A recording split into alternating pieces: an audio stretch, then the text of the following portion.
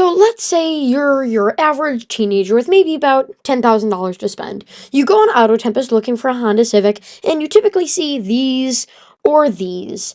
But then you stumble on an interesting Civic, one from 2012, and there's not a lot of them on that site. You haven't really seen a lot of them before, and you're like, hey, what is this, right? It's not one of the two that I usually see. What generation is this? Where does this fit into the lineup? You scroll down and you can't find another one. They're almost impossible to find. That is what we're going to be talking about in this video.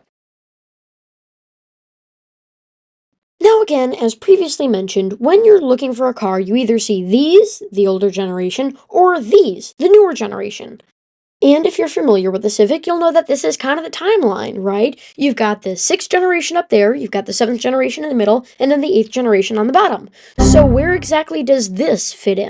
Well, let me introduce you to the real 8th generation Civic. That's right, this was a generation of Civic that was only made for one singular year. Now, if you know Honda or the car industry in general, this may sound a little bit weird to you considering, well, the car industry usually does a mid-cycle refresh every 2 to 3 years and usually keeps the same generation of a car for roughly 5 years. So why would Honda updated it just after 1 year? And when we compare it to the outgoing Civic, it definitely looked a lot more modern. It looked like an evolution. So why would Honda scrap it? Things get even stranger when you compare the interior. We can see the interior of the outgoing Civic was very dated and plasticky. Meanwhile, the interior of the new Civic was very modern and tech-forward. Now, was it really that big of an improvement? Not really, but it did look like a new generation for the Civic. So what was wrong with it?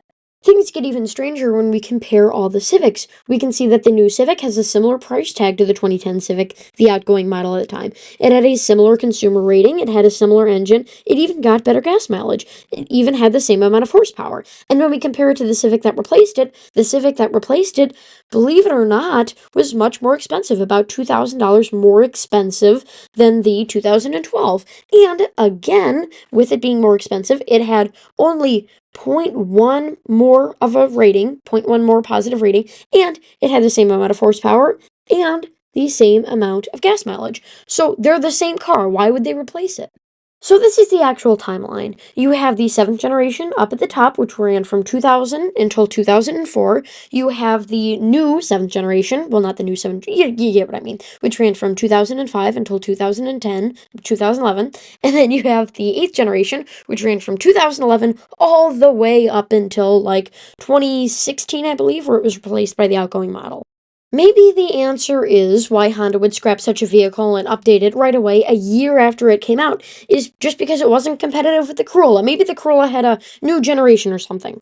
We can prove here with this little car comparison sheet that most definitely was not the case. The Toyota Corolla had not been updated in a while. The Honda Civic, this current generation, would be competing with the next Toyota Corolla. It was not an even match at all. In fact, the new Honda Civic was cheaper than the Toyota Corolla, whilst having a better rating and more power. It also had more fuel economy.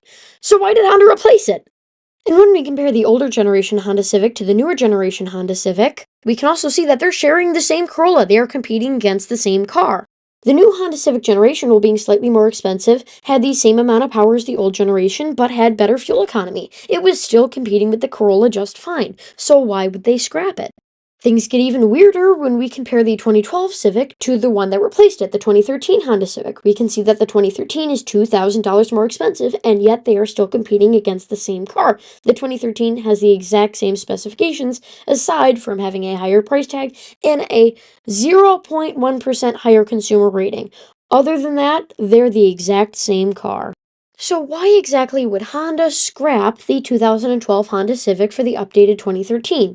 We've established that they are exactly the same car. They didn't change anything except exterior and interior styling. Why would they do this? We have established that the new 2012 was far more superior than the outgoing generation. We have established that the new generation was much better and much more competitive with the Corolla, yet kept a similar price than the outgoing Civic. So absolutely, why would they scrap the 2012 Civic? Well, let's find out in the next segment. No one liked it. Absolutely no one liked it. Almost every single review it got, people just hated it. They just kept crapping on it. They hated the interior quality. They hated the car. They hated the way it looked. They hated the performance. They hated everything about it. The SI was fine because that got a little performance boost from the outgoing generation, but they absolutely hated the 2012 Civic. They wanted something new, something fresh, and Honda just didn't deliver. You can pause it here and read this, but these are two paragraphs from Wikipedia, and we can see that at the bottom, it says they basically turned the Civic into a Saturn Ion.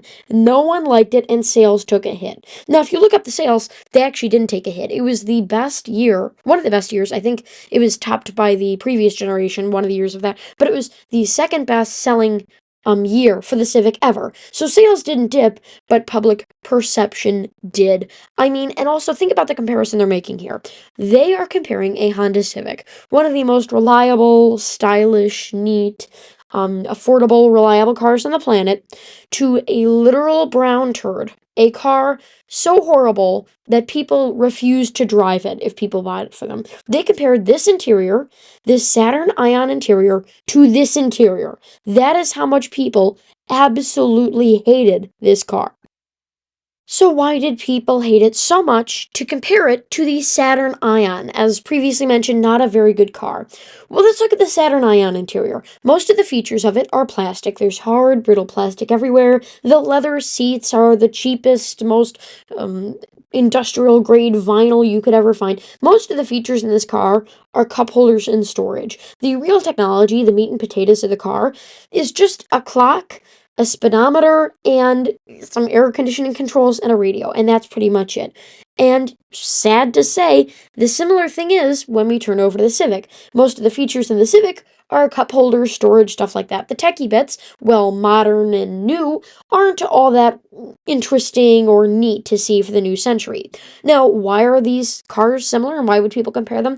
Because both of those cars, the Saturn Ion and the better version, in my opinion, 8th generation, 9th generation Honda Civic, came out of a time of desperateness for the car company. The Saturn Ion came out at a time where GM was trying to make it as cheap as possible and as reliable as possible to undercut the Japanese manufacturers after Geo failed.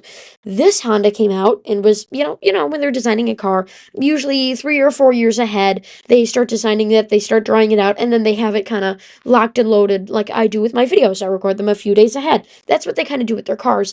And think about it. This car came out in 2012. What happened 3 or 4 years earlier? The 2008 economic crisis. This car was designed during the housing crash of 2008. That's just the easiest way to put it. Honda didn't know how much cash it would have on high end. Honda probably didn't even know if it was going to be a car company, so they had to cut corners to make sure that they could even come out with a new Honda Civic. So this was made as a profit-driven car. But when the economy improved, Honda didn't really need to do that anymore. So when they released a cheap, plasticky Civic with a dumbed-down base model, people didn't like it. And when we look at the actual changes that they made, most of them are just appearance. Remember, they had the same engine, they had the same fuel economy, they shared the same everything. The only difference was a little bit of chrome on the front and machined or diamond cut if you're really fancy wheels, and two-tone mirrors. Other than that, both of the cars were the exact same, because Honda just had to spend a little bit more on parts, come out of the recession, come into the new century, come into the new decade, bring up a nicer, newer car, because Toyota's also got one locked and loaded that's probably twice as good as yours.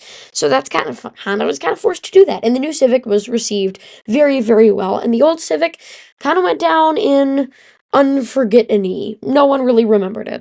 The same is even true when we move into the interior. All they gave it was some new trim pieces around the screen, a newer, more updated screen system, some chrome, a new shape of air vents.